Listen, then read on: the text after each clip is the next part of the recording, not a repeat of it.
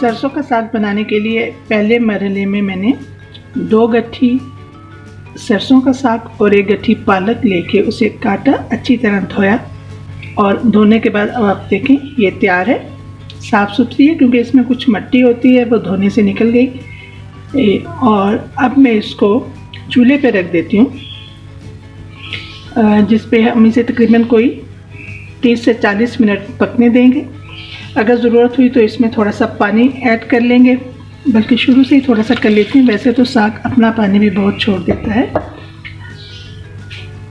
30 से 40 मिनट इसे पकने के लिए चूल्हे पे रख देते हैं। इसके बाद इसका बाकी प्रोसेस करेंगे।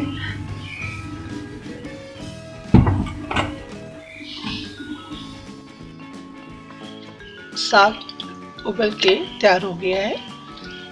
अब मुझे जो अगली चीज़ों की ज़रूरत है उसमें लहसुन, 10 से 12 जवे लहसुन, थोड़ी अदरक, हरी मिर्चें और मकई का आटा। मैं ये तीनों चीज़ें इसमें डाल के लहसुन, अदरक और हरी मिर्च इसमें डाल के इसे ग्राइंड कर लेती हूँ। अब जो मैं अगला स्टेप है उसके लिए मुझे इसमें डालना है 1 चम्मच लाल मिर्च, 1 चम्मच हल्दी, 1 चम्मच ज़ीरा और 1 चम्मच ही नमक। हमने इसमें हरी मिर्चें भी शामिल की हैं। अगर ये मसाला थोड़ा तेज़ भी हो जाएगा तो चूँकि हमने इसमें मकई का आटा भी डालना है, सो इसकी एडजस्टमेंट भी इसी मसाले में करनी है। मैं तमाम चीज़ें हांडी में डाल देती हूँ। इसे चंद एक उबाल आने देते हैं। अब ये इतना थिक है कि मैं इसे थोड़ा सा पकने देती हूँ और फिर इसमें मैंने जो 4 चम्मच मकई का आटा लिया था हम इसको भी इसमें शामिल कर देंगे।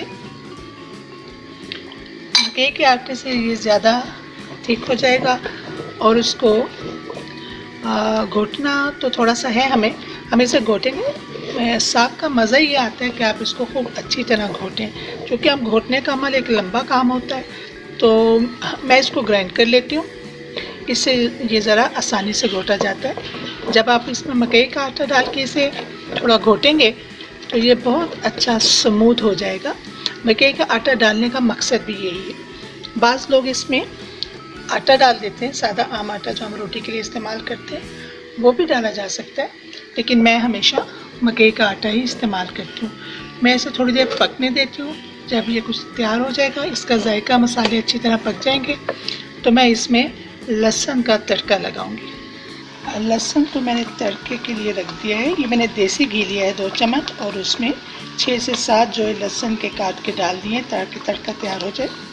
इस दौरान आप देख लें कि साग की क्या सूरत हाल है। जी, साग काफ़ी थिक हो गया है, बिल्कुल सही। और अब हम इसमें जब तक तड़का तैयार होता है हम इसमें तड़का ऐड कर सकते हैं। साग को हमेशा डोई के साथ घोटें। डोई पीछे से गुलाई में होती है और घोटने के अमल में आसानी रहती है। इससे घुटाई भी अच्छी हो जाती है। चम्मच से आमतौर पे घुटाई इतने मज़े की होती नहीं है। ग्राइंड करने के बावजूद साग को थोड़ा सा घुटाई का अमल चाहिए होता है, इससे ही इसका मज़ा और सारे फ्लेवर्स बाहर आते हैं। साग तैयार हो गया है, मैं अब इसे डिश आउट करती हूँ।